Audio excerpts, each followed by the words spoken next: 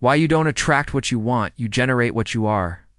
Prayer, in its deepest sense, is not a request sent outward into a distant sky. It is not persuasion directed toward a separate force. When you begin to understand yourself as a participant in creation indeed, as an expression of creative intelligence itself, prayer changes entirely.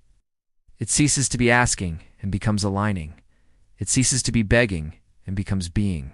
Most people approach prayer from the assumption of separation. There is me here, lacking something, and there is power out there, possessing what I need. From this framework, prayer becomes negotiation. It is filled with hope, anxiety, repetition, and sometimes desperation. But if consciousness is creative, if awareness shapes perception, behavior, and therefore experience, then prayer is not about convincing reality to change. It is about transforming the state of being from which reality emerges. This is where the statement becomes clear. You do not attract what you want. You generate what you are. Wanting is often rooted in the experience of not having. When you intensely want wealth, you may actually be reinforcing a self-concept of lack. When you want love, you may be affirming loneliness. The emotional frequency beneath the words of the prayer is more powerful than the words themselves. The subconscious does not respond to vocabulary. It responds to identity and feeling. If your inner state is one of insufficiency, your external experience tends to mirror that state in subtle, reinforcing ways. To say you generate what you are does not mean you control every external event. It means your internal configuration determines how you perceive, respond to, and shape the field of possibilities around you. Your identity organizes your attention. Your attention selects meaning. Your meaning guides action. And action, repeated over time, constructs your lived reality. Prayer, therefore, becomes an act of identity formation. When you pray from lack, you rehearse lack. When you pray from wholeness, you stabilize wholeness. The creative power is not activated by intensity of desire, but by clarity of being. If you are praying for peace while internally rehearsing resentment, the deeper signal is resentment. If you are praying for abundance while carrying fear of scarcity, fear becomes the organizing principle of your decisions. The creative field responds to coherence.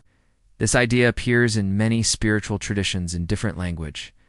In the teachings of Jesus Christ, there is the instruction to believe you have already received what you ask for. That statement has often been misunderstood as magical thinking. In truth, it points towards psychological alignment.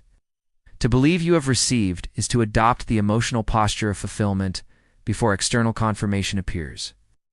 It is to embody the state rather than pursue the symbol. Similarly, in the Bhagavad Gita, Krishna speaks of acting without attachment to outcomes. This is not passivity, it is creative maturity.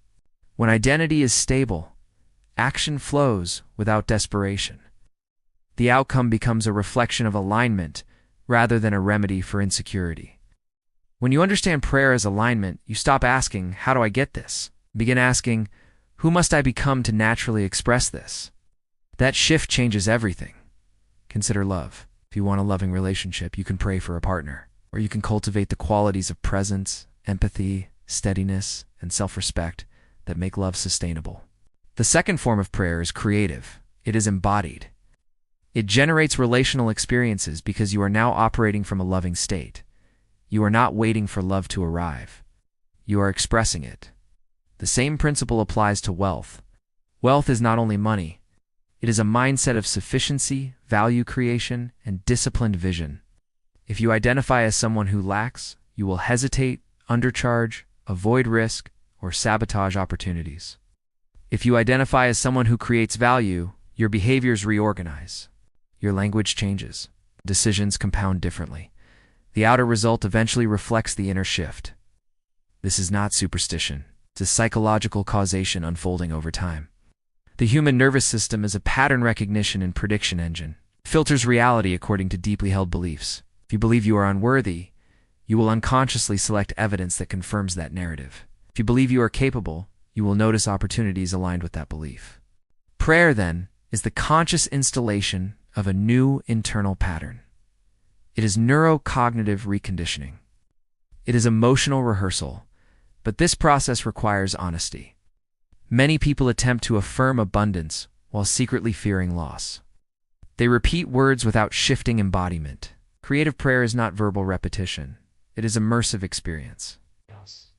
It requires feeling the stability, gratitude, confidence, or peace associated with the desired state. It requires inhabiting the identity before evidence appears, not as fantasy, but as orientation. You are not convincing the universe. You are reorganizing yourself. Because you act from who you believe you are, life reorganizes accordingly. There is also a paradox here. The more you cling to an outcome, the more you reinforce the belief that you do not yet have it. The more you rest in the state of already being, the less urgent the outcome becomes. Ironically, this relaxed coherence often accelerates external change. Why?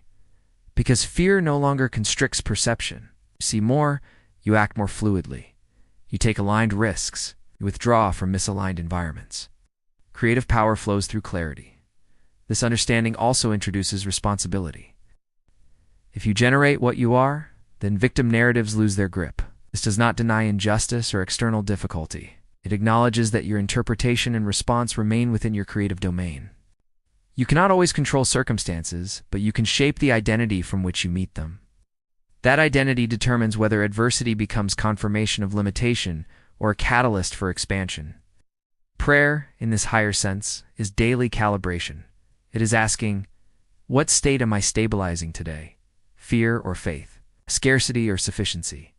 Reactivity or intentionality? Your dominant emotional climate becomes the soil from which your experiences grow. Occasional positive thinking cannot override chronic internal tension. The field responds to consistency. To generate what you are means your inner architecture precedes your outer structure. Just as an architect designs before construction begins, your beliefs, emotions, and self-concept design the blueprint of your lived experience. The external world is the slow echo of internal organization.